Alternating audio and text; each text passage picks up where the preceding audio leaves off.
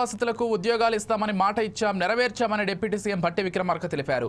భూ నిర్వాసితుల్లో అర్హులైన 112 మందికి ఉద్యోగ నియామక పత్రాలు అందజేసి 35 సంవత్సరాల పాటు ప్రజలకు సేవ చేసే అవకాశాన్ని ప్రజా ప్రభుత్వం కల్పించిందని ఆయన తెలిపారు. కింద ఇల్లు కోల్పోయినటువంటి వాళ్ళకి ఉద్యోగాల నియామక పత్రాలని అందించేటువంటి ఒక మంచి కార్యక్రమాన్ని ఏర్పాటు చేసుకొని ఈరోజు మనందరం ఇక్కడ సమావేశం అయ్యాం.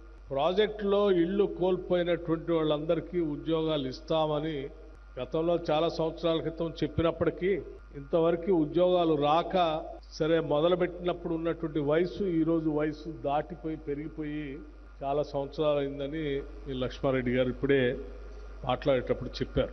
ప్రజాప్రభుత్వం వచ్చిన తర్వాత, కాంగ్రెస్ ప్రభుత్వం వచ్చిన తర్వాత వెంటనే ఈ యాదాద్రి పవర్ ప్రాజెక్టు సంబంధించి పనులు ఆగిపోయి ఉంటే దానికి సంబంధించిన ఎన్విరాన్మెంటల్ క్లియరెన్స్ కోసం సమావేశాలు అక్కడ ఏర్పాటు చేసి ప్రజాభిప్రాయ సేకరణ చేసి వెంటనే పనులు మొదలుపెట్టినటువంటి పనులు కూడా వారానికి ఒకసారి, 15 రోజులకు ఒకసారి, నెలకు ఒకసారి రివ్యూ చేసుకుంటూ యూనిట్ 2 నుంచి ప్రొడక్షన్లో తీసుకొని వచ్చి ఈరోజు రాష్ట్ర ప్రజలకి యాదాద్రి పవర్ ప్రాజెక్టు అంకితం చేసినటువంటి కార్యక్రమం గౌరవ ముఖ్యమంత్రి రేవంత్ రెడ్డి గారి నాయకత్వంలో మీ అందరి సమక్షంలో అక్కడికి వచ్చి చేయటం కూడా జరిగింది.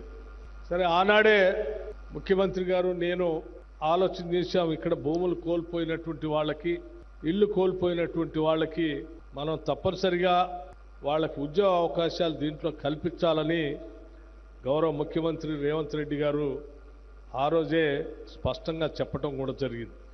ఆ రోజు నుంచి ఈనాటి వరకు మీకు సంబంధించిన పూర్తి సమగ్రమైనటువంటి సమాచారం తెప్పించి ఆ సమాచారం ద్వారా మీకు ఎలిజిబిలిటీ ఉన్నటువంటి 112 మందికి ఈరోజు అర్హత ఉన్నటువంటి వాళ్ళందరికీ కూడా నియామక పత్రాలు అందిస్తూ ఉన్నాం. ఆర్థిక